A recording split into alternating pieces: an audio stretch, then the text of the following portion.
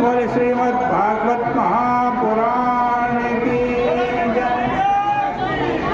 अतिथ पावनी कलिमलहारिणी मंगलदायिनी मोक्षदायिनी माँ गंगा मैया का यह पवित्रतम तीर्थ हर की पैड़ी ब्रह्मकुंड है। श्रीमद् भागवत महापुराण के एकादश स्कंद का दूसरा अध्याय चल रहा था। कवि नाम के योगेश्वर कह रहे हैं कि अब निर्गुण निराकार ईश्वर के भक्त का लक्षण बता करके सगुण साकार भगवान के भक्त का लक्षण बताते हुए हम कहते हैं कि ये जो त्रिभुवन विभव के लिए नहीं, तीनों लोक के वैभव के लिए, तीनों लोक के राज्य के लिए भी भगवान की स्मृति जो नहीं छोड़ता है, अतः जिन भगवत पादारविंद के लिए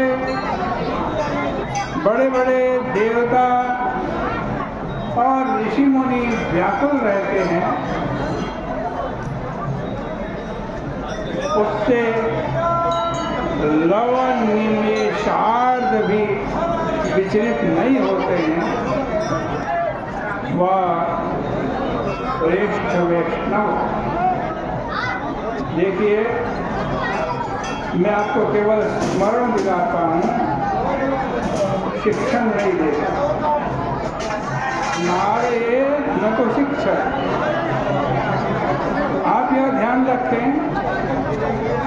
कि हम लोगों को संसार में जो हजार सुख दुख होते रहते हैं,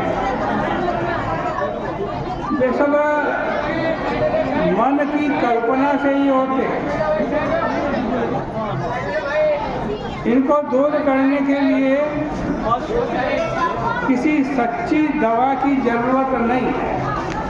तो क्या आप झूठ मूठ ही कल्पना कर लें कि आपके हृदय में भगवान के चरणारविंद विराजमान है और उनकी अंगुलियों की जो नखद्युति है, उस नखद्युति से आपका हृदयांधकार दूर हो रहा।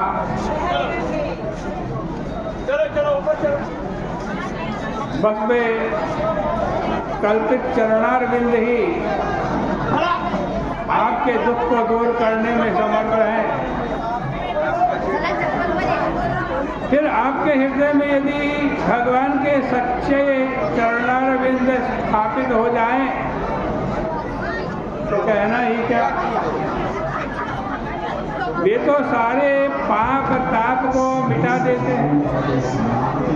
इसलिए हरि योगेश्वर कहते हैं कि हृदय कथ मुपसीदताम, हृदय कथ मुपसीदताम पुनस्तः, अर्थात भजन करने वाले के हृदय में पाप ताप नहीं आ सकते। जहाँ चंद्रोदय हो गया, वहाँ सूर्य का ताप का। देखो, भगवान के चरणारविंद बड़े लक्ष्य सुंदर हैं। यह लक्ष्य सुंदर ही गाँवों में लख सुंदर हो गया। यह भी बड़ा विलक्षण शब्द है। एक घास होती है जो किसी कपड़े से लग जाए तो छुड़ाने पर भी जल्दी नहीं छूटती। इसी प्रकार भगवान के चरणारविंद जिसके हृदय में आ जाते हैं, उसको छोड़ते नहीं।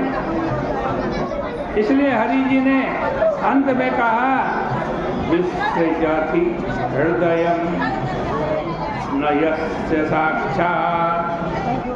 यदि कोई विवश होकर भी भगवान का नाम ले और उनको पुकारे तो पाप का नाश हो जाता है। फिर भगवान को एक बार हृदय में आ जाने के बाद कभी विलग नहीं होते हैं, क्योंकि भक्त उनको प्रेम की रस्सी से बांध करके रखता है।